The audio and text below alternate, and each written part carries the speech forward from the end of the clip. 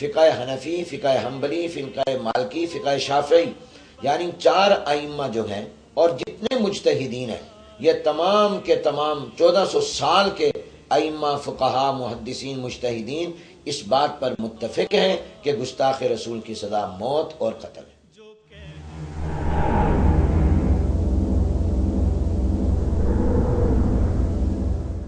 دیکھیے، میں یہ سمجھتا ہوں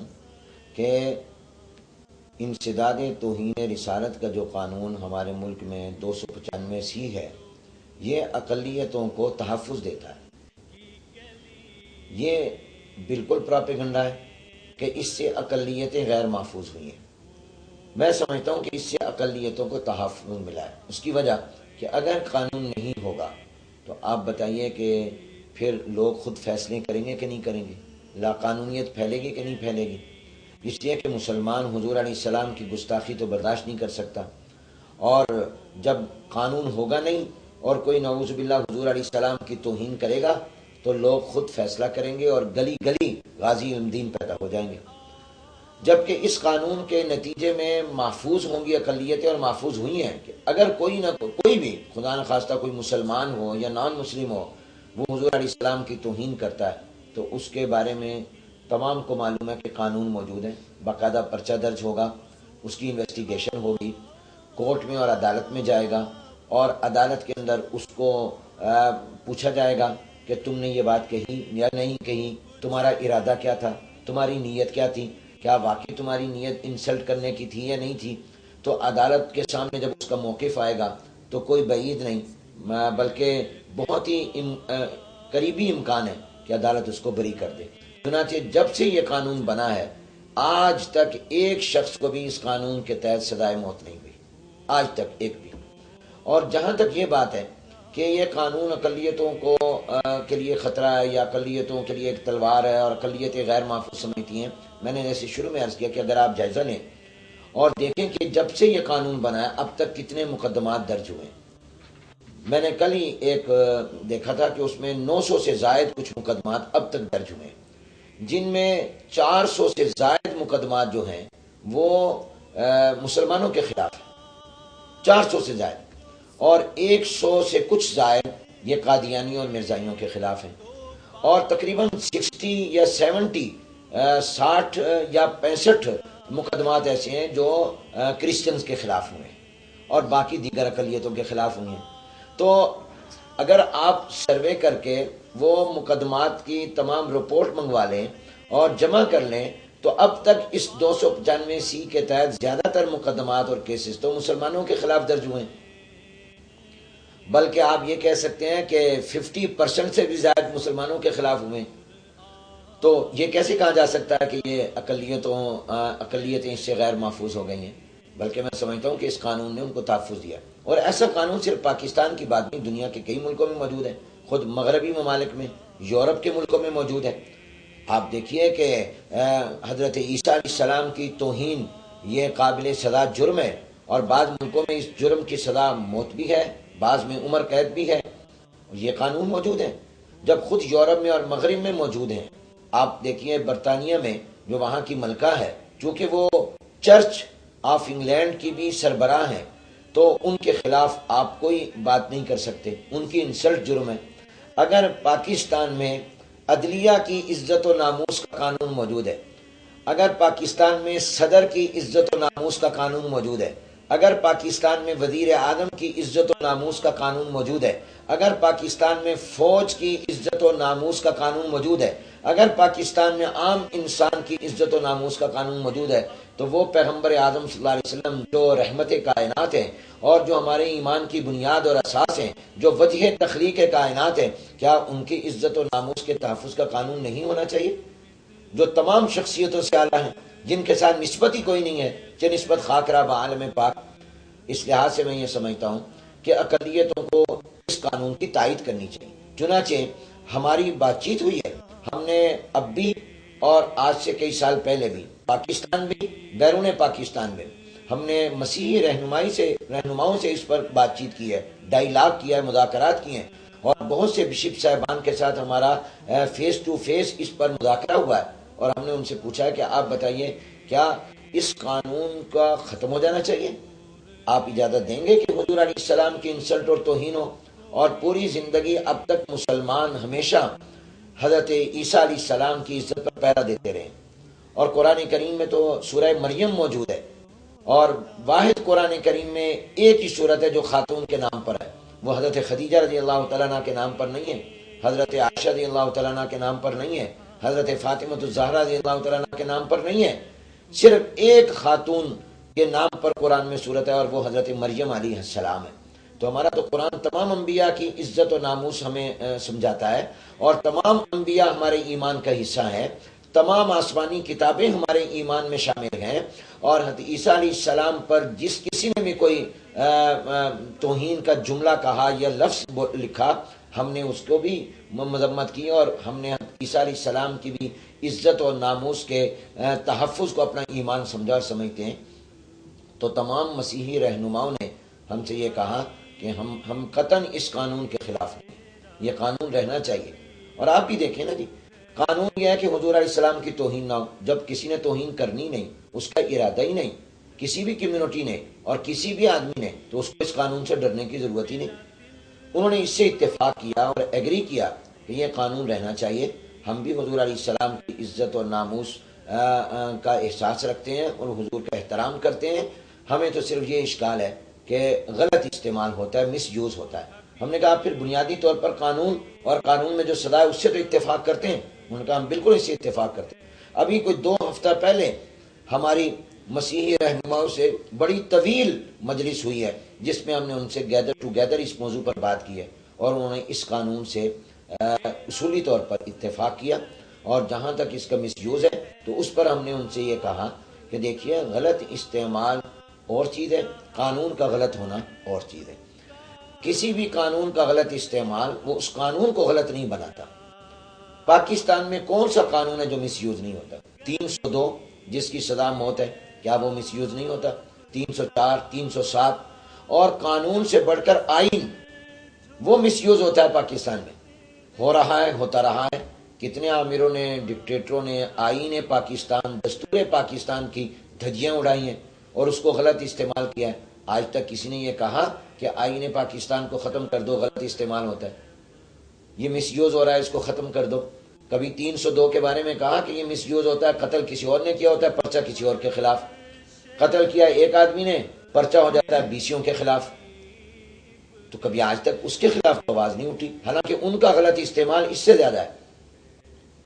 تو اگر آپ کے پاس واقعتاً کوئی ٹھوس تجویز ہے، ہم بھی اس بات سے کبھی اتفاق نہیں کریں گے کہ ذاتی جھگڑا ہو، جائیداد کا جھگڑا ہو، کوئی سیاسی تنازع ہو، اور حضور علیہ السلام کی نعوذ باللہ توہین کا الزام لگا دیا جائے کہ اس نے حضور کی توہین کی ہے، اور 295 کا مقدمہ درج کرا دیا جائے۔ ہم خود اس سے اتفاق نہیں کرتے، ہم اس کو کنڈم کرتے ہیں، اور ہم سمجھتے ہیں کہ یہ غلط ہے اور یہ نہیں ہونا چاہیے۔ جو غلط استعمال کرتا ہے وہ بھی ایک طرح کا حضور علیہ السلام کی گویا انڈائریکٹ توہین کر رہا ہے، وہ اپنے مقاصد کے لیے گویا توہین کا ارتکاب کر رہا ہے۔ لیکن رہ گئی یہ بات کہ اس کے لیے کوئی قانون، پاکستان میں قانون بعض لوگوں نے بتایا، اب اس کو اسٹڈی کریں، 196، 194، 211 موجود ہیں، اور جو کسی بھی قانون کا غلط استعمال کرے اور اس کا لگایا ہوا الزام غلط ثابت ہو جائے تو پاکستان کے موجودہ قوانین میں یہ قانون موجود ہے کہ اس کو عمر قید کی سزا بھی ہو سکتی ہے۔ بات ہے اس کو امپلیمنٹ کرنے کی، عمل درآمد کرنے کی۔ تو اس لیے اگر کسی کے پاس، ہم نے ان سے بھی کہا مسیحی رہنماؤں سے کہ اگر آپ کے پاس کوئی ایسی معقول تجویز ہے جو اس کے غلط استعمال کو روکنے کے لیے آپ کے پاس ہو، آپ ہمیں بتائیے، ہم اس پر غور کرنے کے لیے تیار ہیں۔ لیکن ایسا نہ ہو کہ غلط استعمال کا بہانہ کر کے اس کے استعمال کو ہی روکا جائے۔ اور عام طور پر یہ جو آوازیں اٹھتی ہیں وہ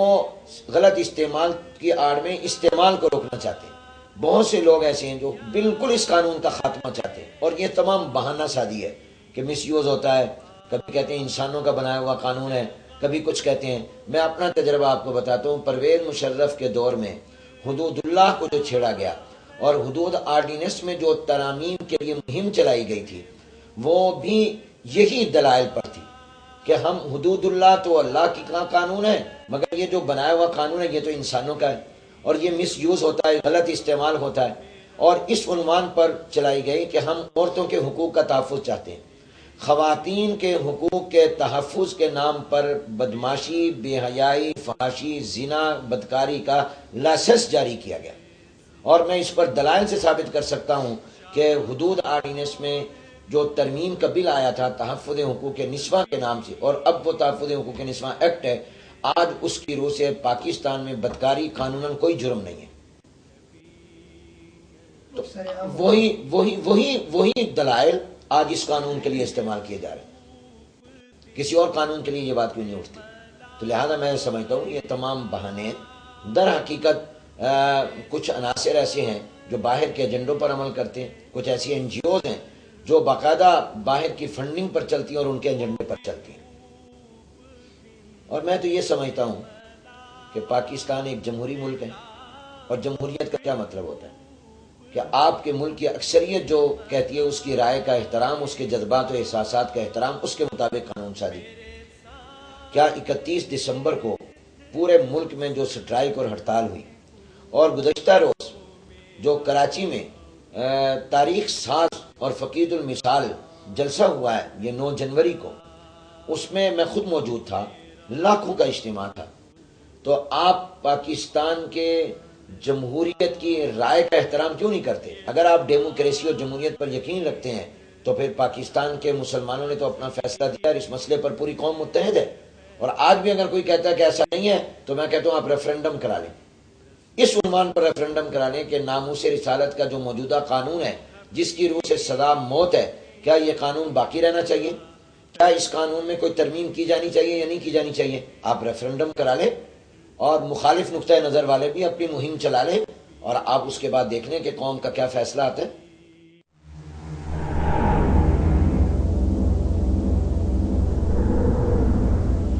میں یہ سمجھتا ہوں کہ ہمارے ملک میں جو موجود عدالتیں ہیں وہ عدالتیں پاکستان کے آئین، پاکستان کے قوانین کے مطابق فیصلے کرتی ہیں، اور ان کو اسی طرح فیصلہ کرنا چاہیے، اور پاکستان کی عدلیہ آزاد ہے، پاکستان کی عدلیہ الحمدللہ کافی حد تک خود مختار ہے، تو جو بھی آئین اور قانون ہے اس کے مطابق قاضی کو جو بھی مقدمہ ہو اس کی سماعت کرنی چاہیے، اور عدل و انصاف کے تقاضے پورے کرنے چاہیے۔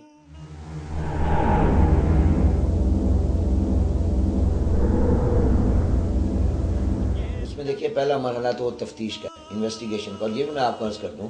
کہ پرویز مشرف کے دور میں 295 کے پروسیجر میں ترمیم بھی ہو چکی ہے، اور وہ یہ ترمیم ہوئی ہے کہ اب ایس ایچ او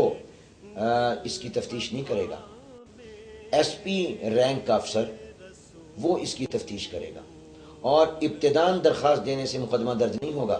بلکہ پہلے وہ انویسٹیگیشن کرے گا،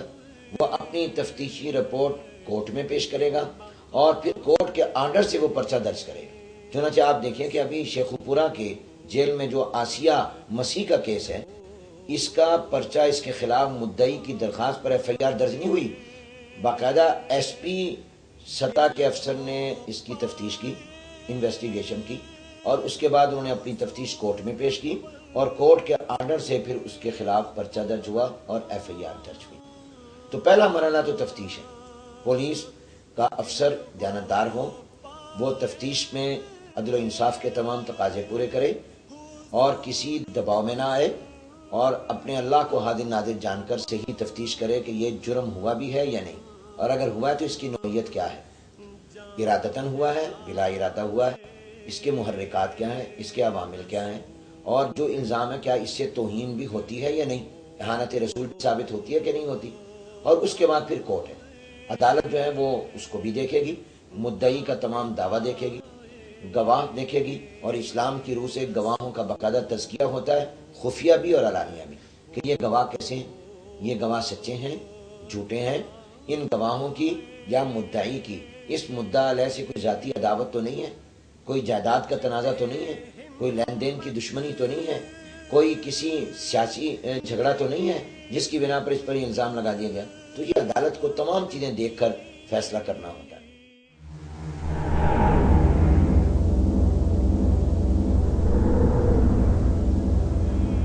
میں سمجھتا ہوں کہ یہ جن لوگوں کی طرف سے مطالبہ آ رہا ہے وہ ترمیم کے نام پر اس قانون کو ہی ختم کرنا چاہتے ہیں یا غیر مؤثر کرنا چاہتے ہیں۔ ایسی کوئی بھی ترمیم جو اس قانون کو ختم کرے یا قانون کو غیر مؤثر کر دے، وہ ترمیم قابل قبول نہیں۔ اس کے پروسیجر یا طریقہ کار میں کسی کے پاس کوئی معقول تجویز ہے اس کے غلط استعمال کو روکنے کے لیے، تو وہ بتائے وہ کیا ہے۔ اور اب تک کوئی ایسی معقول تجویز نہیں آئی، اور صرف اس قانون کی کیا، ہر قانون کے غلط استعمال کے روکنے کے لیے مؤثر اقدامات کیے جانے چاہیے۔ میں سمجھتا ہوں کہ اس قانون میں کوئی سکم نہیں ہے، اس قانون میں کوئی خامی نہیں ہے، اس قانون میں کوئی ترمیم نہیں ہونی چاہیے۔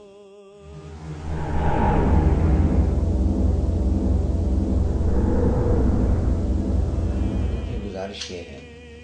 کہ 9/11 کے بعد اور سرد جنگ کے خاتمے کے بعد اسلام کو، مسلمانوں کو اپنا حریف بنایا گیا ہے اور ہر واقعے کو اسلام سے جوڑ دیا جاتا ہے۔ حالانکہ میں یہ سمجھتا ہوں کہ اسلام تو لو کا اور پیس کا دین ہے۔ اسلام کا لفظ سلامتی سے ہے اور ایمان کا لفظ امن سے ہے۔ یہ دوہرا معیار اور دوہرا رویہ ہے جس کا شکار پوری دنیا کے مسلمان ہیں۔ 9/11 کا جو واقعہ ہوا اس کو تمام مسلم دنیا نے کنڈم کیا، لیکن اس کو اسلام کے ساتھ جوڑ دیا گیا۔ حالانکہ آپ یہ دیکھیے کہ بوسنیا کے جس جنرل نے لاکھوں مسلمان بے گناہ قتل کیے، اس کا مذہب تو ڈسکس نہیں ہوا۔ اس مذہب کو تو نہیں کہا گیا کہ وہ انتہا پسندی یا تشدد کا ہے اور اسی کی یہ تعلیم تھی۔ پاکستان نے ایٹم بم بنایا، اس کو اسلامی ایٹم بم کا نام دے دیا گیا۔ ہندوستان کے ایٹم بم کو ہندو ایٹم بم نہیں کہا گیا۔ یہودیوں کے ایٹم بم کو یہودی ایٹم بم نہیں کہا گیا۔ کرسچن اور عیسائیوں کے ایٹم بم کو عیسائی ایٹم بم نہیں کہا گیا۔ یہ مسلمانوں کے ساتھ یعنی ایٹم بم کا بھی گویا مذہب ہوتا ہے۔